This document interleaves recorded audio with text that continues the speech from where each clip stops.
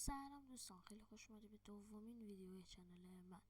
امروز من با آموزش نصب کال آف دیوتی موبایل بر روی پی سی های ضعیف، حالا باگ ها و ایناشو براتون انجام بدیم. پابجی یا کال آف یا فری فایر فرقی نداره، همه چی نصب میشه.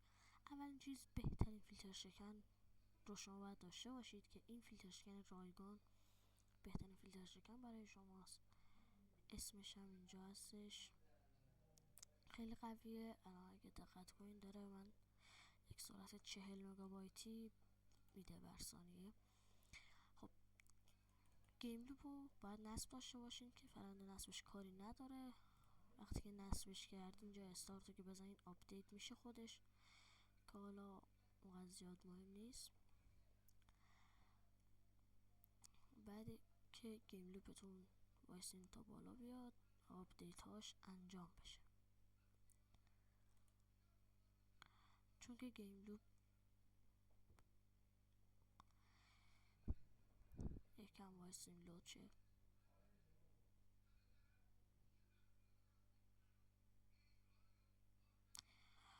تا وقتی این لود میشه خوشحال میشم چنل منو ساب کنید، ویدیو رو لایک کنید اگه به کارتون اومد. اگه باگی هستش براتون توی کامنت ها بگین، حتما جوابتون رو میدم. لایک و ساب فراموش نشه. این دومین ویدیو چنل من هست که انشالله ویدیوهای دیگه هم در اختیار شما قرار میدیم. خب وقتی که بالا اومد یک لودینگ داره اینجا. اگه برای سیستم های ضعیف میخواین، حالا من کال آف دیوتی رو نصب دارم، حالا من پابجی فرقی نداره. اگه برای سیستم های ضعیف میخواین که یک تنظیماتی داره که باید انجام بدین از بخش ستینگز، که تنظیماتش زیاد کاری نداره.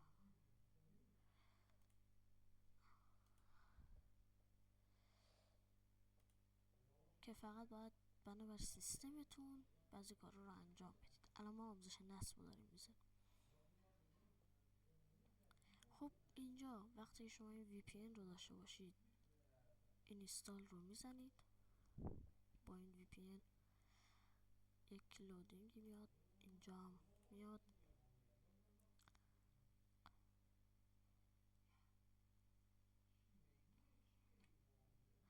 اینجا میگه که ببینیم میتونیم با این آی پی فیلتر شکنتون وصل شیم یا نه، که وصل شد. وقتی که دانلود شد، حالا اینجا میبینید که با سرعت خیلی زیادی وی پی ان داره دانلود میکنه، که حالا من نمیخوام اینو دانلود کنم. و بعدش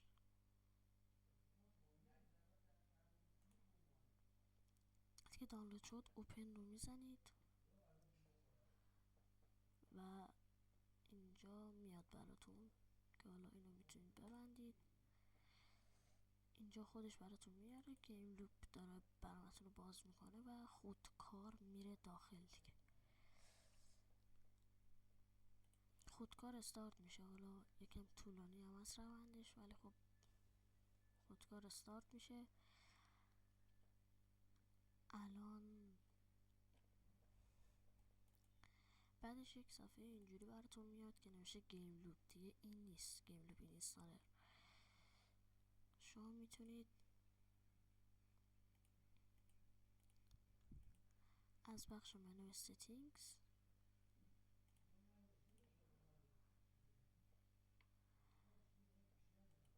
حالا برین تنظیمات رو انجام بدین و اینا کار خاصی زیاد نداره، اصلا کار خاصی نداره. و وقتی که شبیه سازتون باز شد کافیه برین تو بخش منو ستینگز و اون دسترسی رو فعال کنید. همین. انا اینجا تنظیمات رو باز میکنید که حالا ارمغ این پر شد میرید وارد میشید دیگه. خب دوستان ممنون که این ویدیو رو تا اینجا نگاه کردید. ویدیوهای زیادتر هم توی کانال هست، میتونید نگاه کنید و حالا اونا هم به کارتون میاد دیگه. اگه به کارتون اومد آموزش نصب مود زامبی GTA و هزار تا چیز دیگه. ممنون که ویدیو رو تا اینجا نگاه کردید. فعلا.